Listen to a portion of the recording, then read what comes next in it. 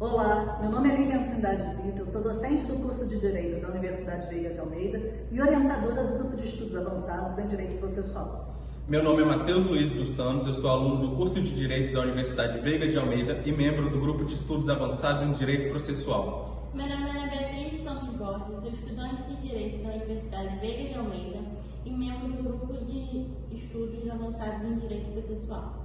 O tema da nossa pesquisa é o divórcio liminar no direito brasileiro. A prevalência da técnica processual face à liberdade efetiva é uma análise das decisões do Tribunal de Justiça do Estado do Rio de Janeiro. Para entender como o divórcio surgiu no Brasil, é preciso entender como o matrimônio veio sendo desenvolvido. A partir do período colonial, em 1500 até meados de 1889, o casamento era regulamentado exclusivamente pela Igreja Católica, razão pela qual sequer imaginava a dissolução do casamento, que pela Igreja era visto como inquebrável. Em 1889, a República é proclamada no Brasil, marcando o início de um Estado laico e a separação entre as questões religiosas. Adiante, em 1891, o casamento civil é instituído na legislação brasileira. Em 1934, a Constituição do Brasil previu expressamente que o casamento era indissolúvel.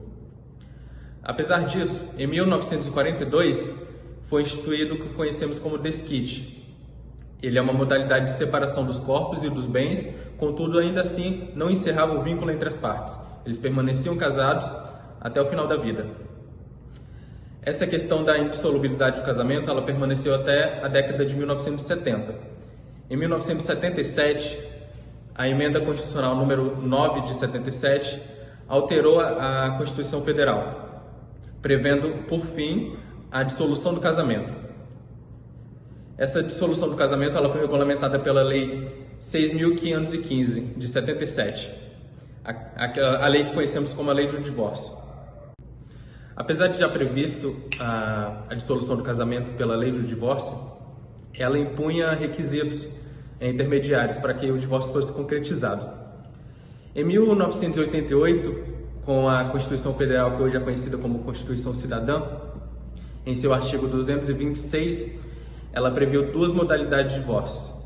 Uma que aconteceria pela separação de fato e outra que aconteceria pela separação judicial, exigindo ainda os requisitos para que o divórcio fosse concretizado. Isso permaneceu até 2010, quando surgiu a Emenda Constitucional 66 de 2010. Essa emenda constitucional extinguiu, por fim, os requisitos que eram impostos para concretizar o divórcio no Brasil. Dando continuidade à compreensão de como o divórcio foi constituído no Brasil, a gente vai falar da PEC do divórcio, que alterou o artigo 226, parágrafo 6 da Constituição Federal de 1988, quando a dissolução do casamento passou a ser admitida sem precisar de cumprimento de requisitos. Precisava apenas de um casamento válido e da vontade de dissolver o patrimônio por um dos cônjuges. Percebe-se, então, que o divórcio é um direito potestativo. Direito potestativo é aquele que contra ele não poderá ser suscitada nenhuma defesa capaz de obstar o seu exercício, independentemente de manifestação da outra parte ou da concordância dele. No divórcio, a mera manifestação de vontade da parte interessada na dissolução conjugal já é suficiente e impõe à outra parte o fim do casamento civil. Portanto, percebe-se que o contraditório nesses casos poderá ser adiado sem nenhum prejuízo à demanda. Além disso, o Código de Processo Civil de 2015 e o enunciado 18 do Instituto Brasileiro de Família prevê que poderá ter o julgamento parcial do mérito de um ou de mais pedidos quando eles forem incontroversos ou se adequarem à hipótese do artigo 355 do Código de Processo Civil. Dessa forma, o divórcio, por sua característica impositiva, poderá ter seu mérito parcialmente analisado e poderá ser requerido em sede de liminar, tendo em vista que trata-se de um direito material incontroverso e incontestável. O divórcio concedido em sede de liminar poderá ser fundamentado na sua característica impositiva e na inexistência de matéria de defesa que seja capaz de obstar a dissolução do casamento, quando esta for expressa por uma manifestação de vontade inequívoca do interessado. O divórcio poderá ser concedido em sede de liminar antes do fim da lide e sem a oitiva da outra parte. Portanto, o divórcio é entendido como um direito potestativo, sendo imposto pela parte interessada à outra parte, a quem caberá apenas aceitar o fim do casamento civil. Todavia, no caso da nossa pesquisa, o Tribunal de Justiça do Rio de Janeiro prefere assegurar o direito do contraditório, que é ineficaz, indeferindo o pedido liminar do divórcio, o que apenas gera conflito entre o princípio do contraditório e o princípio da liberdade afetiva daquele que requer a concessão do divórcio liminar. Compreendido o divórcio enquanto direito potestativo, ou seja, direito que não admite resistência, bastando a vontade de uma das partes para que seja decretado, passa-se a compreensão do princípio do contraditório. Importante mencionar inicialmente que o modelo constitucional do processo é formado a partir de 7 princípios. Então, quais são esses 7 princípios? Primeiro, devido processo legal. Segundo, princípio da igualdade.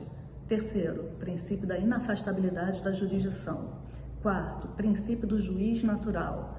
Quinto, princípio da duração razoável do processo. Sexto, princípio da fundamentação das decisões judiciais. E, por fim, até porque é o objeto da nossa pesquisa, princípio do contraditório.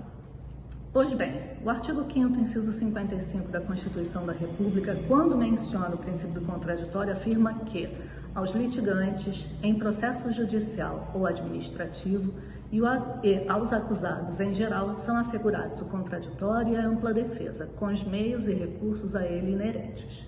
Pois bem, o princípio do contraditório, originariamente, ele era visualizado a partir de 2 elementos, quais sejam: primeiro, direito de informação, que consistia no direito que as partes teriam de ter as informações de tudo aquilo que acontecia no processo, e um segundo elemento, direito de manifestação. Por quê? A partir do direito de informação, ou seja, a partir da informação de tudo que acontecia no processo, passava-se a possibilidade de se manifestarem acerca daquilo que existia no processo.